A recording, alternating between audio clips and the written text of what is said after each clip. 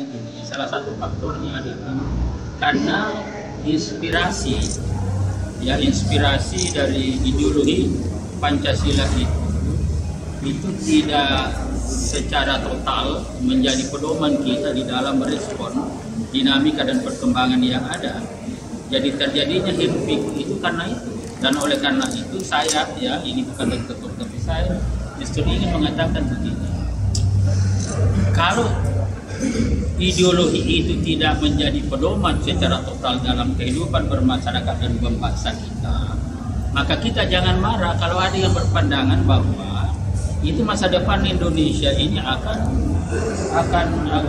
pecah-pecah bila mana ideologi Pancasila ini tidak diterapkan secara konsekuen dan tidak menjadi pedoman kita dan tidak menjadi perekat kita. Karena salah satu fungsi daripada ideologi Pancasila itulah menjadi perekat sekaligus juga menjadi pedoman. Nah, kalau tidak menjadi perekat berarti memberi ruang kepada kelompok-kelompok lain untuk menggugat di kemudian hari. Dan apabila tidak menjadi pedoman, maka sikap perilaku kita jangankan mencerminkan, bahkan dalam beberapa hal bertentangan.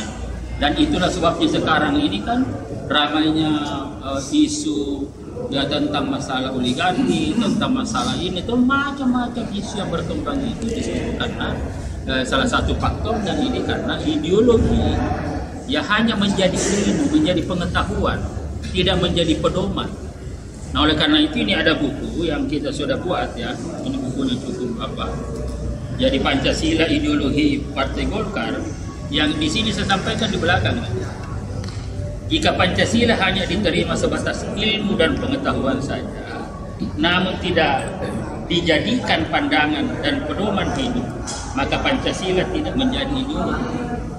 Nah, ini kan cuma jadi tidak hanya kalau sekadar menjadi pengetahuan, menjadi ilmu, tidak dijadikan sebagai pedoman di dalam bersikap berperilaku kita dalam hidup bermasyarakat, berbangsa dan bernegara, maka pasti itu terjadi sesuatu yang situasi politik, sesuatu kehidupan yang apa istilahnya yang sangat dinamis, bahkan dalam hal tertentu bisa menjadi radikal.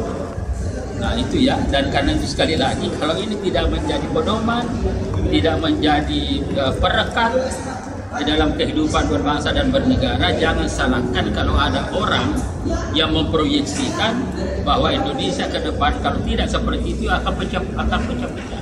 Dan ini kan sudah pengalaman di beberapa negara di dunia kan, itu sudah pecah beberapa karena ideologi tidak menjadi pedoman lagi, hanya menjadi ilmu, hanya menjadi pengetahuan, hanya ada dalam sejarah, hanya ada dalam pikiran, tidak ada dalam realitas. Ideologi itu hanya fungsional produktif ketika ada dalam realitas. Nah ini saya kira, dan oleh karena itu maka ya tadi saya sampaikan Partai Golkar ke depan, dan ini juga gagasan ketua umum, terutama pada waktu itu yang saya katakan 90 sampai pada saat ulang tahun kan di situ aja disoroti berbagai dinamika politik di Indonesia ini, dan bahkan lebih jauh lagi bahwa bagaimana perjalanan reformasi yang sudah 25 ke depan ini 25 tahun. Nah ini kan perlu kita lihat kembali bagaimana misalkan hasil amandemen Undang-Undang Dasar 45 yang 4 tahap atau 4 kali itu, apakah betul rumusan pasal-pasal itu sudah merupakan pencerminan daripada Pancasila sebagai ideologi negara dan lain-lain sebagainya. Ini kan juga perlu kita lihat secara kritis. Nah, Golkar atas arahan Ketua Umum DPP Partai Golkar telah membentuk tim kajian, tim kajian sistem politik, tim kajian kehidupan kebangsaan, dan ini nanti akan kita coba lihat seperti itu. Ya, dan memang di dalam siklus tahunan perubahan Indonesia kan 25 tahunan. Ini sudah 25 tahun, kita coba melihat. Nah, baiknya adalah karena kalau kita lakukan evaluasi terhadap perjalanan reformasi, lalu kemudian nanti melahirkan komitmen kebangsaan yang perlunya penataan sistem ketatanegaraan, sistem politik, sistem pemerintahan dan lain-lain sebagainya, ini berlangsung secara normal. Bukan respon terhadap reaksi-reaksi yang ada. Berbeda misalkan pada tahun 98-99, amandemen yang dilakukan itu sebagai reaksi terhadap gejolak politik yang ada. Sehingga apa yang terjadi? Proses pembahasan amandemen Undang-Undang Dasar 45 itu berlangsung dalam proses aksi reaksi, dan juga ada kesan di situ ada dendam politik. Nah sekarang ini kalau memang norma ada kesadaran bersama, istilah saya ada kesadaran kolektif. Setelah kita memiliki kesadaran tahu secara kolektif, kemudian ada kesadaran mau untuk melakukan perubahan dalam rangka penataan ya kehidupan kebangsaan kita ke depan ini akan berlangsung betul-betul secara objektif, ya rasional dan faktual, karena tidak ada gejolak-gejolak sosial yang seperti terjadi pada sebelumnya. Ya, misalkan tahun 65 ada, kemudian tahun 1999 ada, sehingga apapun hasilnya yang namanya diinspirasi oleh dendam-dendam politik itu pasti lonjong. Dan itulah sebabnya ada beberapa pelaku utama ya amandemen dulu sekarang mulai menyadari.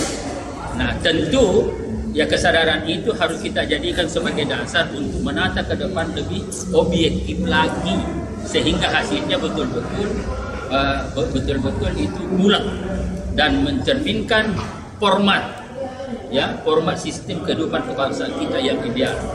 Nah ini dan tentu kita ingin supaya kembali kepada format yang didesain oleh pendiri negara waktu itu. Apa itu?